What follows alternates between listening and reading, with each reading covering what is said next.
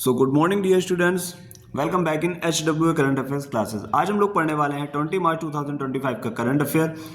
मैंने सारे ही question important and selective लिए हैं और हर एक करंट अफेयर के साथ में स्टैटिक जीके को भी कवर कराया हुआ है। तो जो भी बच्चे पहली बार जुड़ रहे हैं वीडियो को लास्ट तक जरूर देखा करें, क्योंकि अगर आप आधा अधूरा वीडियो छोड़ते हो तो आपके बहुत सारे करंट के क्वेश्चंस और पॉइंट स्किप हो जाते हैं और ऐसे कम टाइम में करंट अफेयर्स की क्लास आपको यूट्यूब पे कहीं भी देखने को नहीं मिलेगी।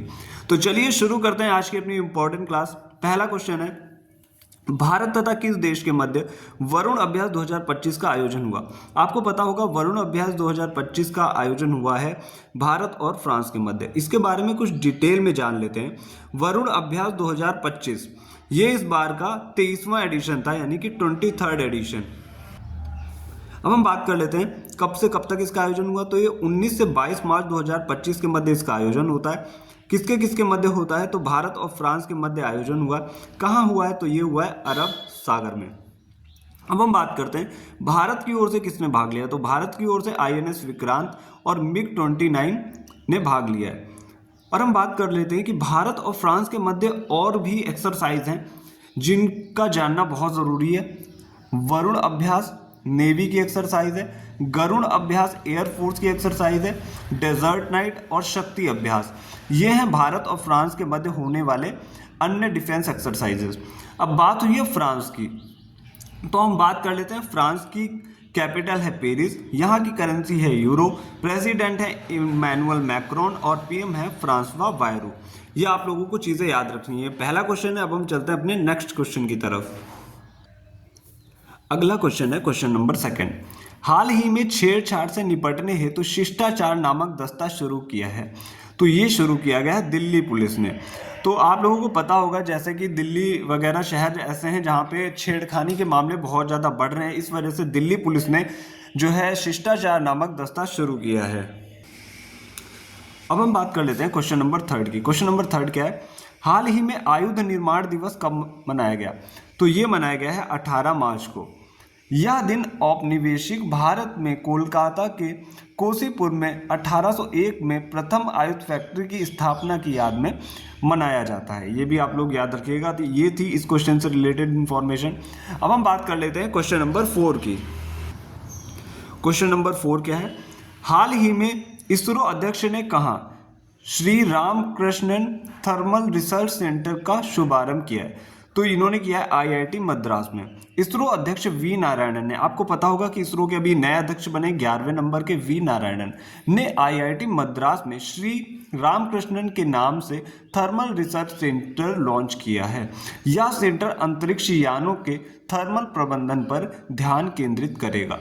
ये था 4th क्वेश्चन। अब हम चलते हैं नेक्स्ट पेज पे 5th क्वेश्चन की तरफ। तो हम आ चुके हैं नेक्स्ट पेज पे। डिस्कस कर लेते हैं क्वेश्चन नंबर 5th। IOC यानी कि इंटरनेशनल ओलंपिक कमेटी ने वर्ष 2028 में लॉस एंजल्स में होने वाले ओलंपिक्स में किसे शामिल करने की घोषणा की है। तो अभी आपको पता होगा ये मोस्ट इंपॉर्टेंट क्वेश्चन है। तो लॉस एंजलिस में होने वाले ओलंपिक्स में किसे शामिल करने की घोषणा की है। तो ये शामिल होने वाला है बॉक्सिंग, जो कि 34th एडिशन है इस बार का। 2025 में IOC की 144वीं बैठक कहाँ हुई थी। तो ये हुई थी ग्रीस में। ये आपको पता होगा, मोस्ट इंपॉर्टेंट क्वेश्चन है और ऐसे क्वेश्चंस अक्सर एग्जामिनर आपसे पूछता रहता है। 2023 में IOC की 141वीं बैठक कहाँ हुई थी। तो इंडिया में हुई थी, मुंबई में। अब बात हुई है IOC के, तो इसके विषय में भी जान लेते हैं। इसकी फुल फॉर्म होती है इंटरनेशनल ओलंपिक कमेटी। इसका हेडक्वार्टर है लुजाने स्विट्जरलैंड में। हेड हैं थॉमस बच। अब हम बात कर लेते हैं समर ओलंपिक्स 2024 में अभी हुए थे पेरिस फ्रांस में, जो कि 33rd एडिशन था। अब बात कर लेते हैं,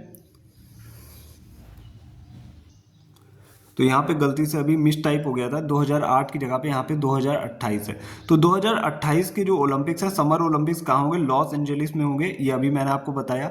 विंटर ओलंपिक की बात करें तो 2026 वाले इटली में होंगे, 2030 में फ्रांस में होंगे और 2034 में USA में होंगे। तो जो आगामी खेल प्रतियोगिताएं होती हैं ये भी आप लोग तैयार करके जाया करो, क्योंकि एग्जामिनर अक्सर क्वेश्चन ये भी पूछता है कि अभी जैसे कि 33वां ओलंपिक हुआ था पेरिस फ्रांस में। अब पूछ लेगा कि अगला कहाँ होगा, तो ये लॉस एंजल्स में होगा।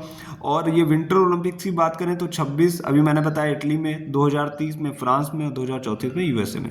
ये था अपना क्वेश्चन नंबर 5। अब हम बात कर लेते हैं क्वेश्चन नंबर 6 की।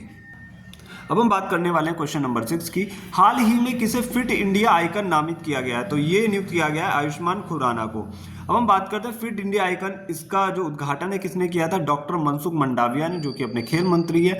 कब से कब तक, तो ये 16 से 18 मार्च तक चला और यह पहला संस्करण था, इसलिए यह और भी इंपॉर्टेंट हो जाता है। अब हम बात कर लेते हैं अगले क्वेश्चन की, यानी कि क्वेश्चन नंबर 7 की। हाल ही में किसने फ्रंटियर स्पीड कार्यक्रम लॉन्च किया है, तो ये लॉन्च किया है एडीबी ने। एडीबी की फुल फॉर्म होती है एशियन डेवलपमेंट बैंक। अब मोस्ट इंपॉर्टेंट चीज जो मैं आपको पढ़ाने वाला हूं, इस पर जरूर ध्यान दीजिएगा। एडीबी की स्थापना होती है 1966 में।